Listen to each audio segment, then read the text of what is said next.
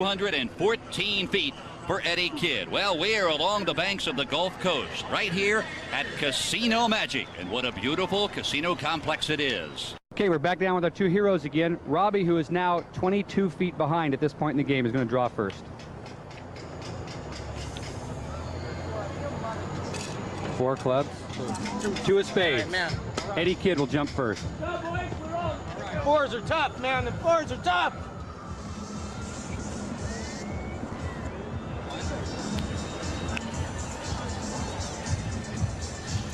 A capacity crowd here in Bay St. Louis, Mississippi on the Gulf Coast.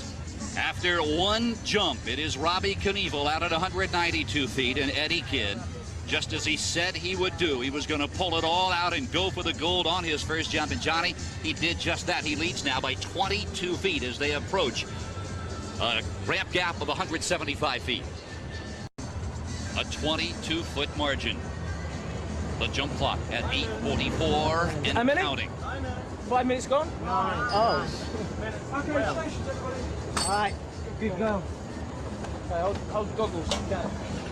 Yesterday, we watched Eddie jump, Johnny, and he was jumping off to the right. He was landing about a foot, 2 feet right of center because of a very gimpy left leg. Yes, he hurt himself recently, and that left leg, he was favoring it, so that caused the suspension to do a pogo stick effect, sort of like Gary Wells did at Caesar's Palace, and he moved off to the right. But this landing ramp is 16 feet wide, so it's plenty wide to catch him. Now you see Eddie pulling on the helmet. Got his Fox boots on, his Oakley goggles, and he gets set to go. Yes, both these riders wearing boots, but Robbie Knievel wears boots that are like street riding boots. Eddie Kidd is riding with Fox motocross boots. They're a lot more supportive with plastic inside the leather. Very strong boots, hard to get injured through those.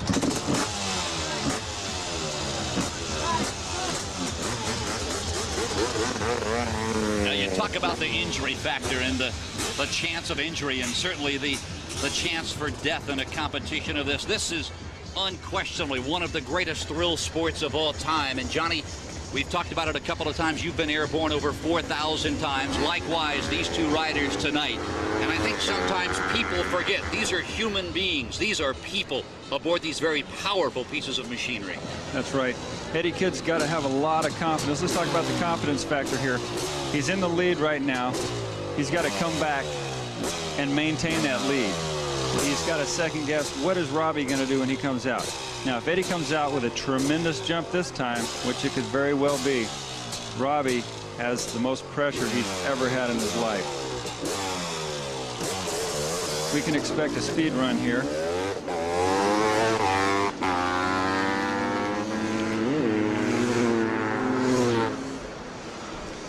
I've got a physics question for the viewers at home.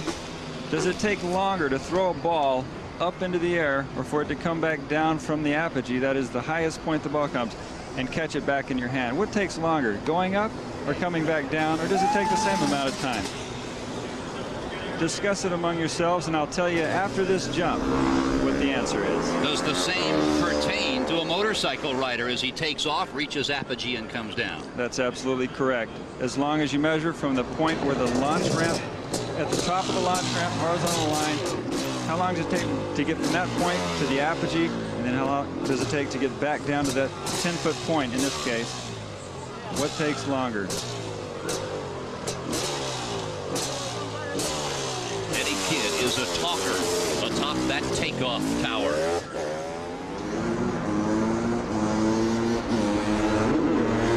He's got it lined up, and again he pulls it out. Another speed run, his second here, before he attempts the separation of 175 feet.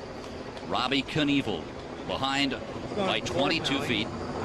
Going in forward? It hits it? I thought he shifted down into forward.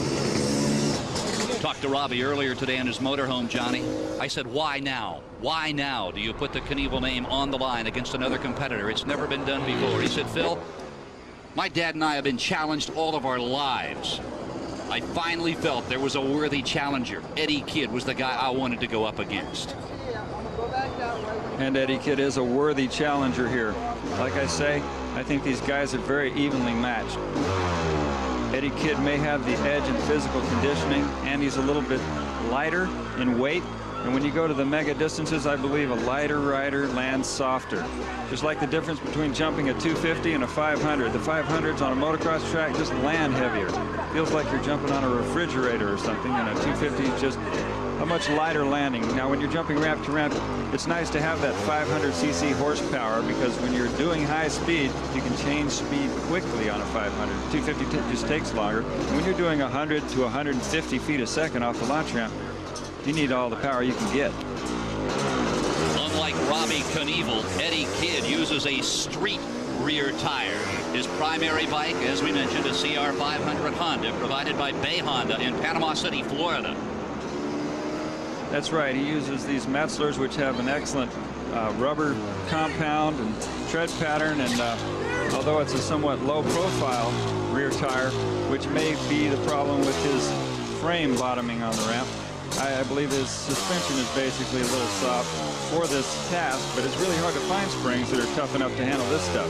Nobody makes it. Let's listen again to Eddie Kidd.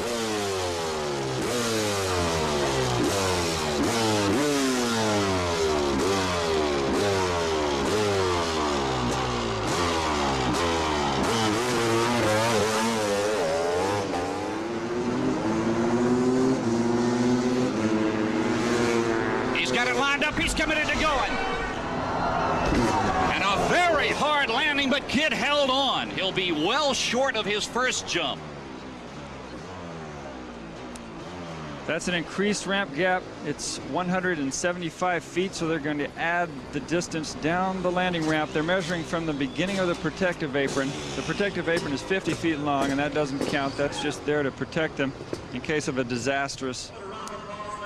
Watch this landing. You'll see the tremendous head shake after he lands. The swing arm flexes. He bottoms. And look at that bike go sideways. Boy, when they start really stretching on the next jump. Eddie off the bike now as his crew backs it up. Eddie talking things over with his handlers as the measurement continues out around 190-95 feet. Watch him get a little sideways here. His front end is coming up dangerously high. This can lead to disaster scenarios like the loop out. They could get bucked over the bars in a flying W. And that was a 202-foot jump officially.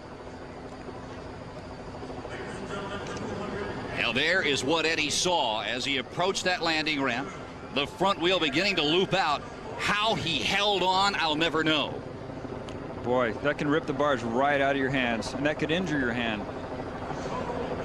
And he's using steel handlebars, not the aluminum bars. He's using a handlebar that has been beefed up. He's got a couple of welded brackets onto it to keep those handlebars from torquing. That's right. He's got 2 crossbars welded in. His mechanic made them himself, modifying existing bars.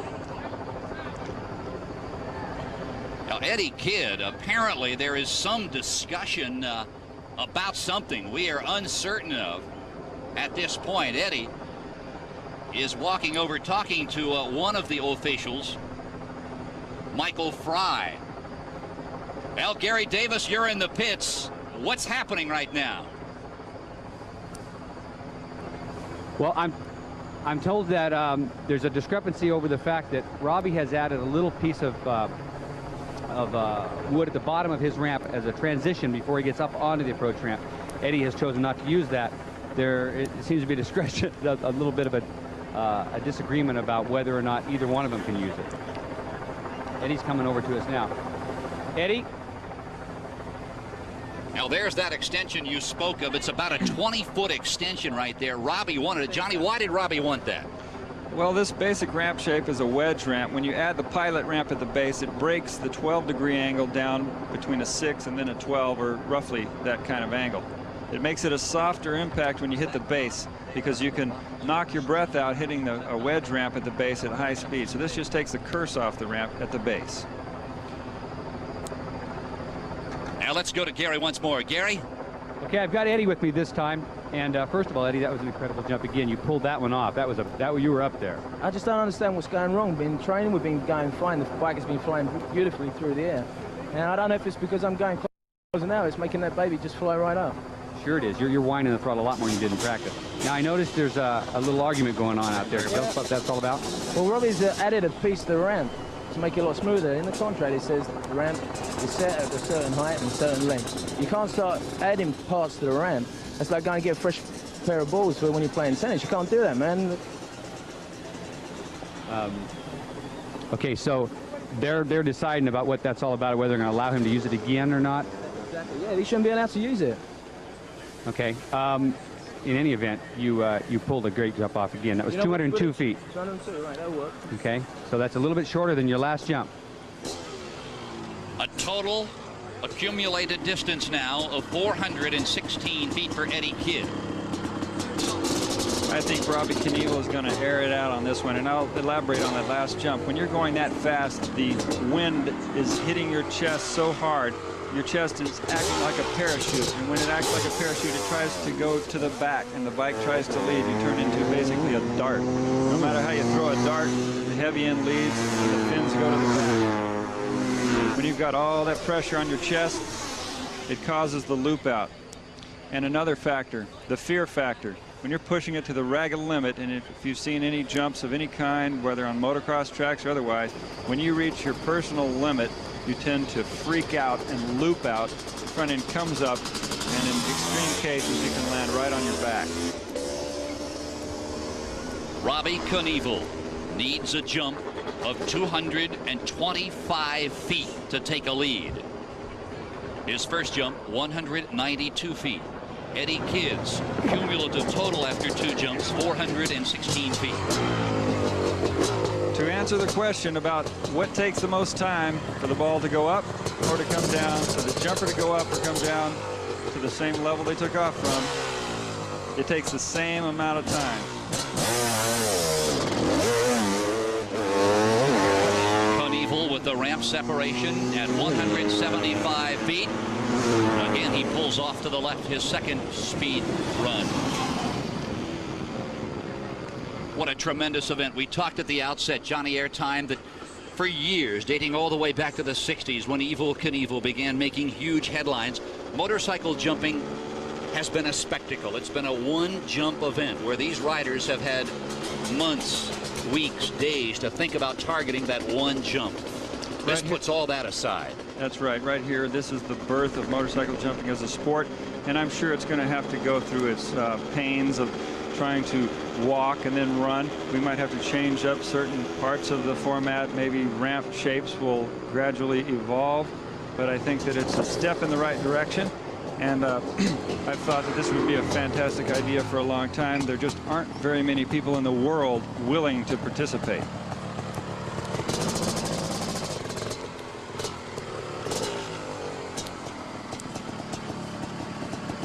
Knievel waits. You see the clock ticking away. He has 5 minutes and 30 seconds now to commit to his second competitive jump. The ramp space, 175 feet. If you just joined us, Eddie Kidd has just jumped this space at 202 feet. Robbie needs 225 feet on this jump to take a lead. You see him checking the fuel petcock and checking the choke. Every once in a while he'll be pulling the choke up and down to just keep the thing running clean. He might be running a little bit lean or something, and every engine runs a little bit differently. It's got its quirks. Well, earlier this week he had problems with the pilot, the main, and the needle jets, and it was really a problem they just got worked out late yesterday. In this humidity, Bill Rundle said we couldn't quite figure it out.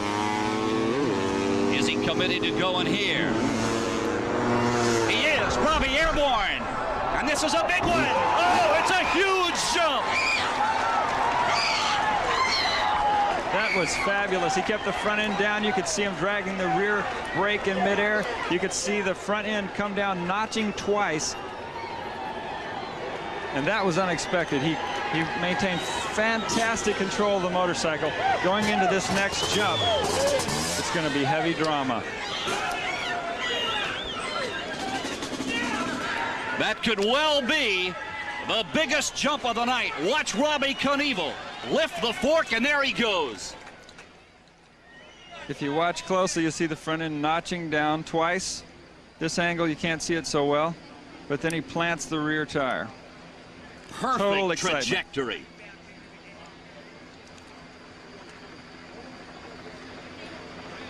There he goes. This is basically what you want in the air. Level flight. You want your axles actually to travel in the trajectory. Another look, the POV shot. Here's what Robbie saw. And this is the attitude you want to maintain in the air. Johnny, is Knievel accelerating all the way through that launch ramp, or does he back off just before the moment of takeoff? I think he backs off, rolls it off at the top of the launch ramp. The nicest jump of the evening, but you work the bike the whole time in the air. We tell you tap the brake and bring the front end down a couple times. You're only 2 feet behind. You brought it all the way back to that. I'm the best in the world. I'm going to nail his ass this time, first or second. I'm behind 2 feet. 2 feet. He's done. 23. 223. Good job, man. Good job. 123 feet. 1 foot. 1 foot. Here's where we win. He is 1 foot behind. 2 feet behind. The longest jump of the night, 223 feet. Here's where it gets heavy. Oh, you're right. You're 1 foot behind. You need 2 foot. You can believe he'll challenge him. Knievel, under the rules, Are they coming down will have to go 203 feet to take a lead. He has to go longer than Eddie Kidd's jump of 202 feet on the 175-foot separation. There's no card cut if it go. There's no card cut. It's a challenge. There is no card cut. It is a it's challenge. down to the challenge at this point. It's up to you whether you challenge to go on or not. At this point, he's got you by a foot. I definitely challenge Eddie Kidd in my home of America. Are you kidding? That means you're the next person to jump to make the mark, and we'll see if he has to beat it or not. All right. How much time do I get? He gets 10 minutes. There is the situation. You now, who would ever believe it? Eddie Kidd, after 2 jumps, 416 feet. Robbie Knievel, 415 feet. And Robbie Knievel has just issued the challenge. He is going to go. He will need a jump of 203 feet minimum. The 202 feet that Eddie Kidd jumped on the 175-foot space separation, plus the 1 foot he's behind. If your VCR is not on now, you better get it on, because this next jump is going to be the biggest jump either one of them has ever attempted. There is no telling what's going to happen here. They are totally close. They could go to the far end of the landing ramp, and we could see conceivably a 250, 260-foot jump if they totally air it out. Now the question that I'm sure Eddie Kidd once answered is, are they going to take away that initial little ramp that Robbie Knievel wants so desperately? Johnny, if you were jumping against Knievel, would you demand that being taken away? I would personally run a different shape of launch ramp. I don't use the wedge or the biangle ramp. I have a totally different shape, and I would probably demand having my own shape.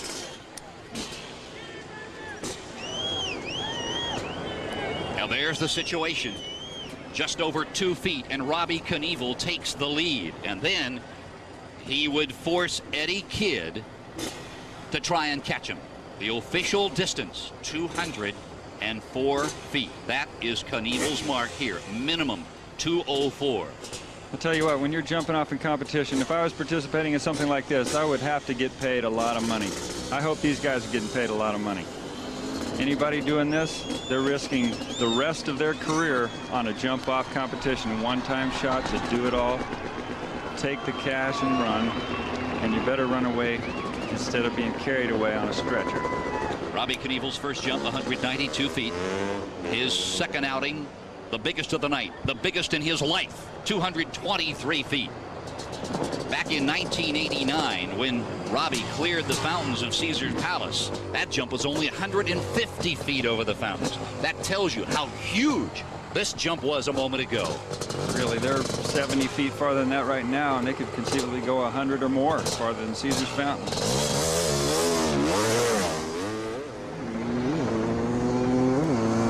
Robbie with the speed run here. his takeoff speed. With this ramp separation of 175 feet, Johnny, air time nearing 100 miles an hour. That's right. And I've got another physics question. In a vacuum, not considering the ambient air temperature, density, altitude, humidity, and all that, does a rider slow down in the air, or does he speed up? Or does he stay the same throughout his trajectory in midair? If you pay attention in math and physics class, you'll know the answer. After this jump, I'll give you the answer to that physics question. Robbie Knievel, the spirit of America, is riding on that Honda CR 500 right there. He told me earlier today that to beat that man, Eddie Kidd, the Black Knight from England, he would call upon everything he has. And one of the things he treasures most, he said, is his belief in his spirit. He said earlier to me today, tell my dad, who's watching in Portland, Oregon, that I'm carrying the name Knievel on my shoulders, and Dad, I'm going to carry it proudly. Knievel, he's got it lined up. He's committed to going. And another huge jump. In the vicinity of 210 to 225 feet, I believe, Johnny. I expected more. I expected Knievel to absolutely air it out to 250. But without a speedometer, he doesn't know how fast he's going. It's seat of the pants, and he has to just go for what he knows. Now with Eddie Kidd having the chance to come back, we will see what he's got. He needed 204 feet to force Eddie Kidd to come back and beat him.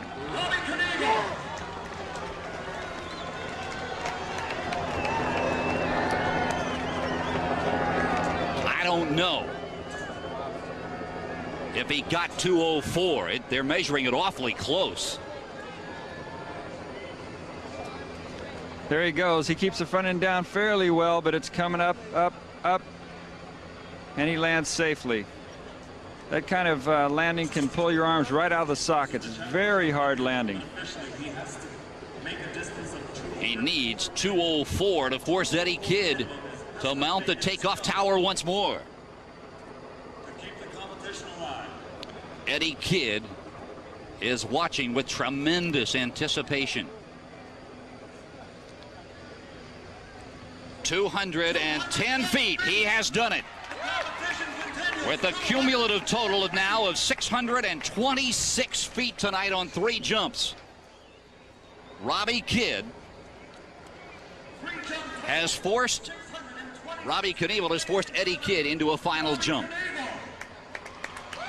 I think Robbie Knievel has represented America in a favorable way here. He's done his very best. Emotions are high here. I can overhear the crew talking right now. And Eddie Kidd knows he's got to muster everything he's got to beat Robbie Knievel. He seems confident. Let's take a look at that last jump. There's Robbie lofting off the launch ramp. The front end's coming up somewhat, but he's in good control still. A little bit crossed up, correcting. You can see his elbows come down on landing. Front end rebounds. POV. Robbie goes off the launch ramp. You don't want to go short on this kind of jump. Boom.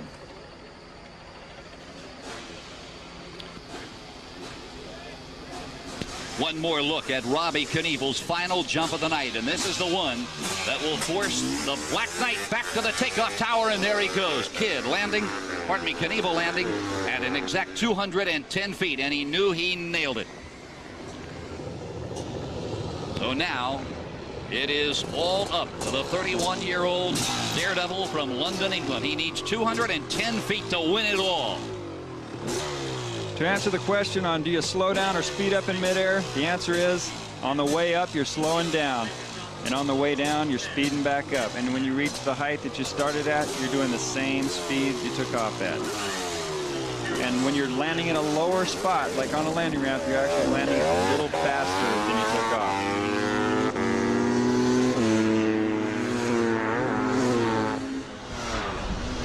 That's in a vacuum. Eddie Kidd making his first speed run. Johnny, if you're out there ready to mount that ramp, do you want to know exactly what you need to win the competition, or would you rather not know? I would rather know exactly. Information and education is key in this sport. A lack of information could kill you. And right here, a lack of information could lose the competition for you. And if your information is good and it's based on good sound logic and good numbers that you can absolutely rely on with your life. Eddie Kidd's first jump, 214 feet. He came back to go 202, and now he finds himself 210 feet from the winner's circle.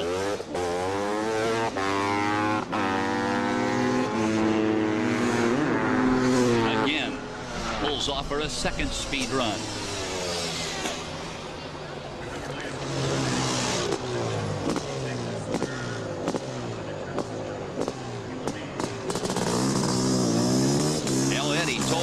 He repeated it again this evening, Johnny, that he was going to go over 200 feet on all his jumps tonight, and so far he has lived up to that claim.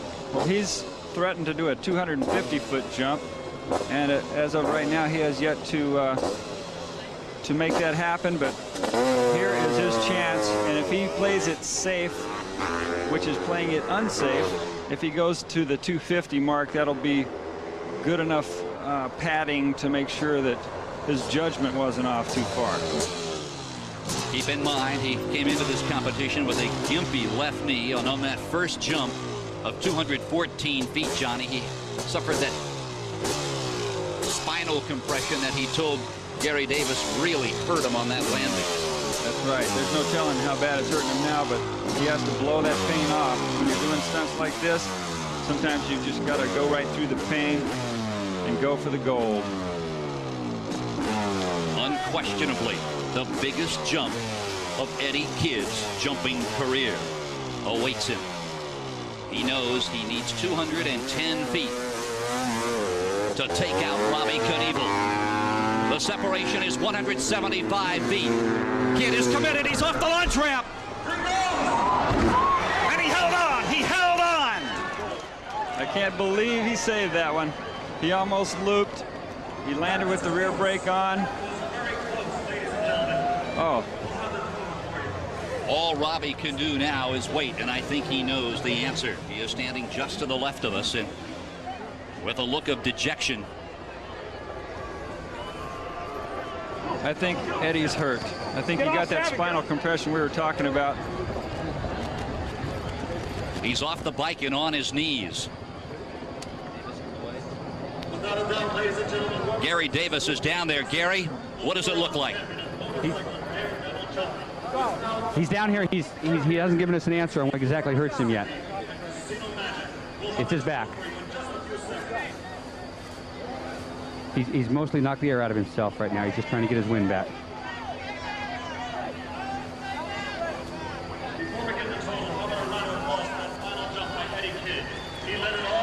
Now, while the authorities look over Eddie Kidd, they are measuring the official distance. As we had said, he was going to let the air out on that one, and indeed he did. He needed 210 feet to win it. Here's the replay. Eddie Kidd in the air. You can see the front end coming up tremendously. Look how those forks are almost level, parallel with the ramp. That spine just got totally compressed. His seat is only about 2 inches thick, so that gives him a lot of compression when he bottoms out into the frame of the motorcycle under that seat. Hard on the rear brake, Johnny. Still couldn't bring him out of that looping position. Here's the POV shot. Best shot in the house. You'll look right into the night here as that front handlebar comes up. Eddie somehow held on. He's up. Eddie's up. He's all right. And just look at he and Chas Saunders. He can't believe it. 215 feet for Eddie Kidd. 215 feet. He needed 210. It is the Black Knight by a mere 5 feet. That's absolutely right. I could not believe this competition was so close. I would never have predicted that. Kidd's coming out. Robbie Knievel gave it everything he had. Neither the name Knievel nor Eddie Kidd should hang their head in this competition. It was a tremendous event. Officially, Eddie Kidd wins it by 6 feet. And look at those totals. Good job, Nate. Crazier than I thought. I thought it was 11, man. Hard to believe. Way to go, Robbie. Robbie, good job, man. Good job, Robbie. All right. Good competition. Joe. Gary Davis, you're standing right alongside Eddie Kidd. How's he feeling, Gary?